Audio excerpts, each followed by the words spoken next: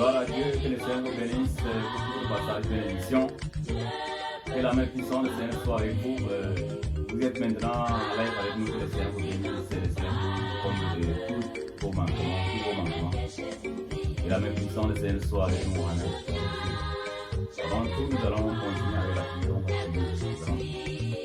Père le Tout-Puissant, nous vous remercions. En toi, Père, nous sommes plus sereins qu'hier. Nous t'élèvons, Seigneur, nous le glorifions. Et ta miséricorde, Père, qui vit au secours de nos inquiétudes, Père, nous voulons, même dans ce temps, que tu interviens, Père, pour nous rendre complets, nous donner une capacité de recevoir toi, Père, en esprit. Que tout blanc de chair, Père, soit banni. Permets, Père, que l'audition et l'oration soient orientées par ta directive.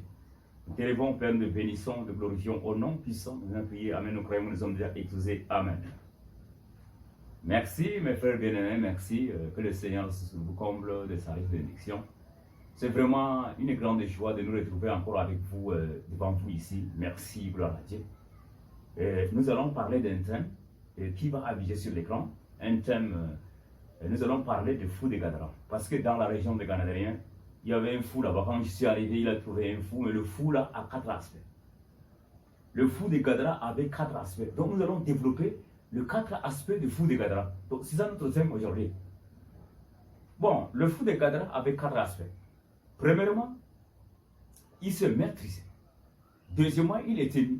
Troisièmement, il lançait des cris. Et quatrièmement, il était au cimetière. Ce sont les 4 aspects de fou de Gadara. Vous allez voir même sur l'écran. Donc, le 4 aspects de fou de Gadara, c'est ça notre thème aujourd'hui. On va développer pour voir concrètement quel est le mystère caché dans les 4 aspects de fou de Gadara.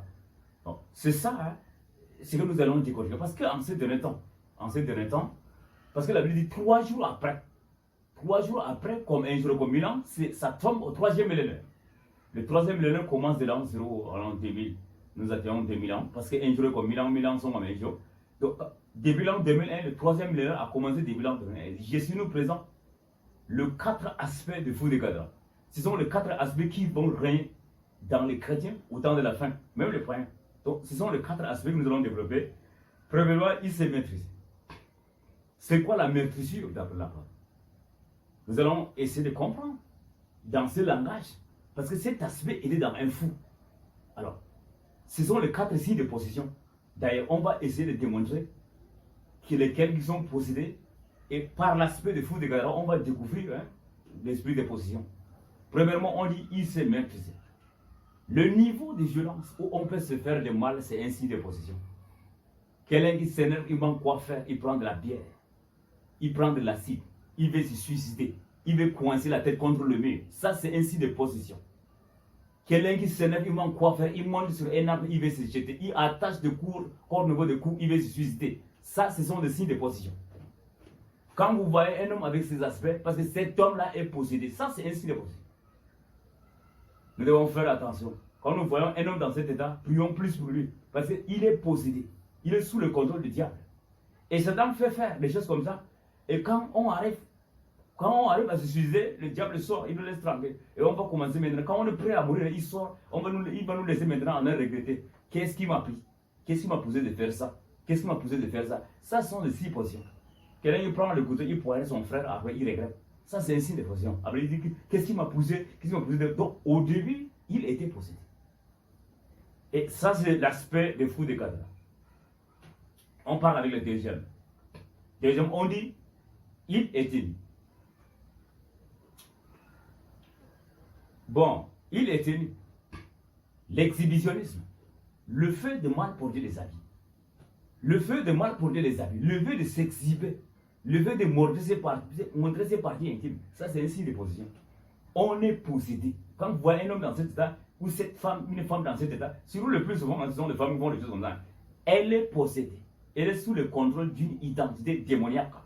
Priez plus pour elle, parce que si vous la parlez, même là, elle ne comprendra pas. Elle va trouver qu'elle est normale, même quand elle parle, les gens ils le voient.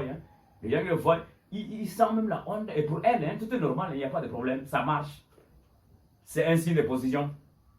Maintenant, troisièmement, on dit il lançait des cris. Quelqu'un qui est là-bas, un petit problème seulement, quand vous voyez même sa façon de parler, ça monte, ça crie. Il parle à haute voix, quand il parle, il crie pour que tout le monde écoute. Ça, c'est un signe de position. Un petit problème seulement quand on voit la voix de la personne là au coin, sans que la personne c'est là. C'est un signe de position. La personne là est possédée.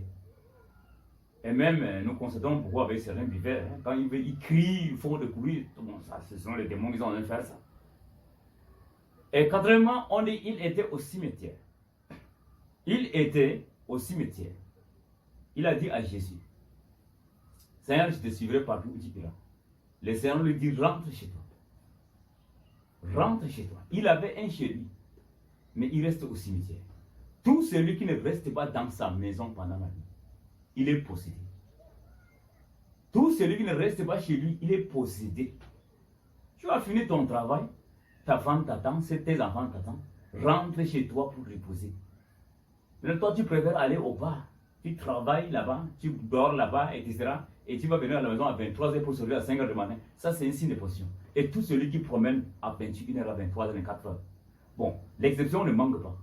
L'exception ne manque pas dans un cas de maladie, etc. Mais tout celui qui promène, bon, la majorité, hein, c'est pour le divertissement, ceux qui promènent à 23h, 24h, 1h du matin, ces gens-là sont possédés et sont sous le contrôle des entités démoniaques. Ils sont au cimetière. Que le Seigneur bénisse sa parole. Le Seigneur bénisse aussi les auditeurs. Le Seigneur bénisse partout cette voix écoutée. Et je proclame. Père, sur base ta parole, tu as dit, je suis l'Éternel et j'accomplis la parole de mes serviteurs. Je proclame partout où cette vidéo est écoutée, que tout esprit maléfique, Père, soit détruit, que tout plan de Satan, Père, soit concerné. Je proclame l'onction partout où cette voix est écoutée dans la maison, Père, que tout le risque de diable, Père, soit détruit au nom de Jésus. Je proclame une restauration sur tout celui qui va suivre cette vidéo au nom puissant de notre prière et que nous croyons que nous sommes déjà exaucés. Amen.